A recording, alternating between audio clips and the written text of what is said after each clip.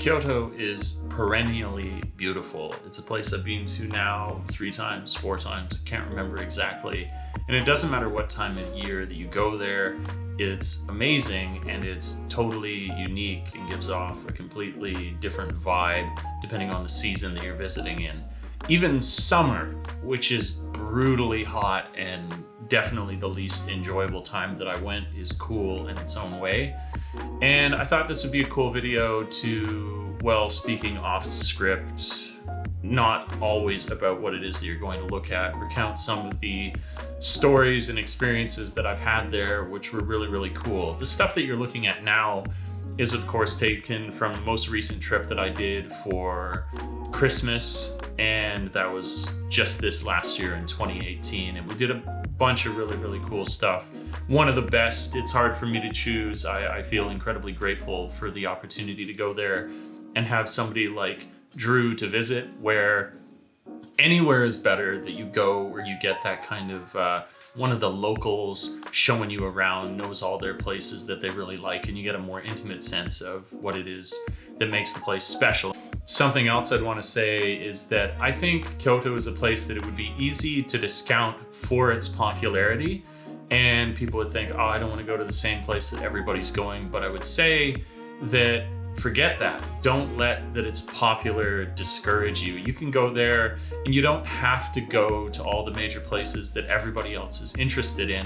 For example, there's kind of an atmosphere that permeates the whole of Kyoto. One of the things that I'm always so fond of pointing out whenever I go with someone is, due to their building codes, you're only allowed to build structures to a certain height, and then it becomes restricted. This is one of the things that gives its unique feel as compared to something like Osaka or Tokyo, for example.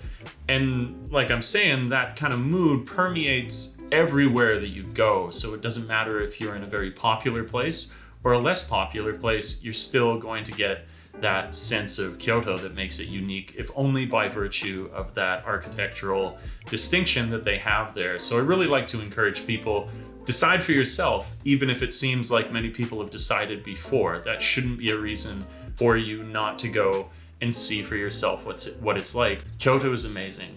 I think it will always be amazing, and there's so many unique ways to enjoy it, which don't necessarily have to follow all the popular sites, but go to those too. Do whatever you want to do. Make your own experience of it. So when I went with Drew, he's showing us cool places. It's the simplest things in the world that I enjoy sometimes, one of which was this breakfast spot that we went to. It's called E-Fish, and everything was simple on the menu. There was nothing crazy, no complex descriptions of food or anything like that. And it was all so good. I was having like cottage cheese tuna sandwiches, and it was amazing. And little details that I enjoyed about the restaurant, which made it stand out to me, were outside. We're in that time of year where you're getting the really cool fall colors that make Japan so cool, like the momiji, essentially, fall leaves. And outside of E-Fish was this blending of yellow and red, these two colors coming together. I got a cool shot of Eiko and Drew standing out there together. Food was amazing, and it had the characteristic as well that it was built to the side of the river. So while you're eating there, enjoying whether it was your lunch or your breakfast or whatever it is, what time that you go there, you get to watch the very peaceful river going along beside you. And Drew was telling us kind of on that detail of perennial beauty that apparently all the trees along the side are all sakura. They're all cherry blossoms. And so whether you're sitting in there in winter, where there's sort of a, call it like an austere, simple, quiet beauty about it, that when you go in spring, it's very lively and colorful, and would be great to visit just as much during that time. Something else I was talking about, I'm going to recount some cool, what I think are cool stories from when I went. This, I should say, when I recount this story, was New Year's. And so that morning, what made this incredible, this whole experience, actually, you know what? I'm going to put the link up in the corner of this video. So if you'd like, you can check that video out. Really, it was cool. It was like kind of I tell this story of like adventure and what it means to me and travel and stuff, with the backdrop of Kyoto and when I visited there. And at that time when I was there with Drew, so I'm telling this story now, for New Year's, we went to the Kamogawa River, and for New Year's, we went and took a dip in the river. There's a video for that as well. You know what, I'll put up, one of them's more of like a sort of straight up artistic, the other is story driven. I'll put those two up in the corner of this so you can see some of the other content that I've created for Kyoto. Incredible memory. Man, we went in there and it was one of the coldest, most like enlivening things that I've ever done in my whole life. Like walking into there, and of course, when water is running freely, that makes it even colder. This was, oh man, we could barely, like, I think I have a good tolerance for icy cold water. I'm from Canada. And I was under there, you can see if you go and watch that video, I was under there for like, I don't know, we made it to like 10 seconds or something like that. And Drew, who was a much lower body fat percentage than me, he made it just as long. So I was very impressed. I've told this story in a sort of Christopher Nolan-esque way at the end and now to the beginning of it. But we went in the Kamogawa River, and then after that, we went on this cool hike up this mountain that at some season has kanji burnt into the hill, and from the city you can look up the mountain and you can see the kanji on fire on the hill. And when we got to the top, bearing in mind that this is New Year's, there's certain lucky charms that you can see in Japan that are some kind of omen of a good coming year. And we saw one of them. We saw this hawk that was flying in the sky. And if you see a hawk on New Year's Day, that's supposed to be really good luck. So that was really cool. So we got up, we went swimming in the Kamogawa, or sitting in it for a moment, trying to bear how intensely cold it was. And you'll see all this. I mean, that's recorded as well as the hike that we did actually. You don't need just to hear me talking about it. So this is kind of weird that I do it this way, but whatever. And then after we did the hike, yeah, we went out for drinks later. And then after that, where I was like, man, it would be cool to go to an onsen right now. And it was like, well, we can't do that, but we could go to a sento, which was really cool. And one of the most amazing memories that I have since coming to Japan. But to speak of this trip that I was on, I'm talking about all those things that we did on the other.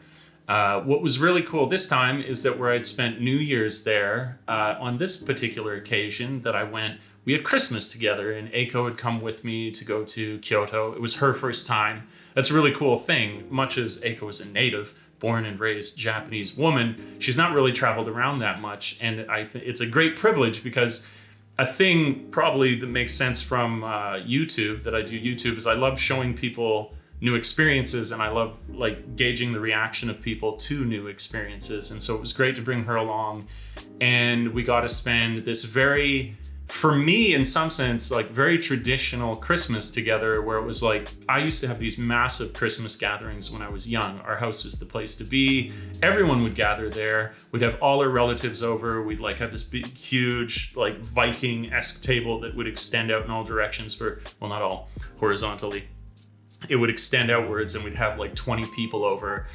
And it was all about that, what I think is the true spirit of Christmas, that you be with people that you care about, that you feast, that you celebrate each other's company. And that's essentially what we did here with Drew, who is a killer cook, amazing. Eiko as well, actually, she's a really good cook.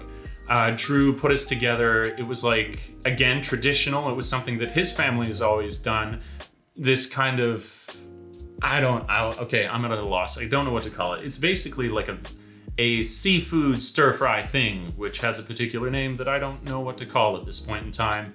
But he put some love into that. He made it for us, and he had his friends over, and we were all playing, well, some of them were playing music together, which of course was fun. And then we had Alessandro, who's a guy I hope to do some work with, who is Italian, I believe, and he had this really cool card game called Sculpa. And I'm not usually in for card games, they go stale for me, but this was so much fun. And you could just feel that whole spirit of like being with people that you really care about, sharing in families' traditions together. And it was an unforgettable experience to have this on top of many others that I've had in Kyoto, but especially amazing this year to incorporate so many different people and all their traditions. It was so good. Definitely don't be discouraged. Go to Kyoto if people are like, everybody's all gone there before. You should go to Kyoto, check it out, decide for yourself. go to the popular spots, go to the spots not talked about, but definitely check out Kyoto because it has a lot to offer. It's an absolutely incredible, unique city that is at the same time 100% Japanese, 100% totally different from the sort of feeling that you would get if you were in Tokyo. Anyways, moving on, toriaizu. So I hope you enjoyed this video. Please do give it a like. Why don't you give it a thumbs up? I guess that's what a like is. If you do want to catch more content, don't forget to subscribe, all that stuff. I'm sure you're not sick of hearing about it all being on YouTube, watching videos here. Hit the bell notification. That is something worth noting because it can be confusing how exactly that works. You hit the bell notification now, and I think they took my suggestion that I put on Twitter, where once you hit it, then it'll ask you what kind of recommendations do you want? Do you want notifications all the time? Do you want them sometimes? And you can decide then. I hope you opt in for all the time to get this fresh, hot content off of the channel. Please do consider supporting me on Patreon because that goes a huge way to small channels like mine being able to continually evolve and incorporate new equipment, stuff like mics, stuff like lenses, trips, all that kind of cool stuff. I really appreciate you guys watching. I was blown away by the support in the last video. It was so cool. It was a simple story, and that it so impacted people when they watched it meant a lot to me. That was inspiring to know that that kind of content has a place on the channel. So thank you very much for all the kind words in that last one. Hope to see you down in the comments below. Where's a place that you love traveling in Japan? Where's a place that you want to go? Let me know. Don't forget to check out those videos that I'll post up in the corner. And until next time, I'll catch you later. Peace.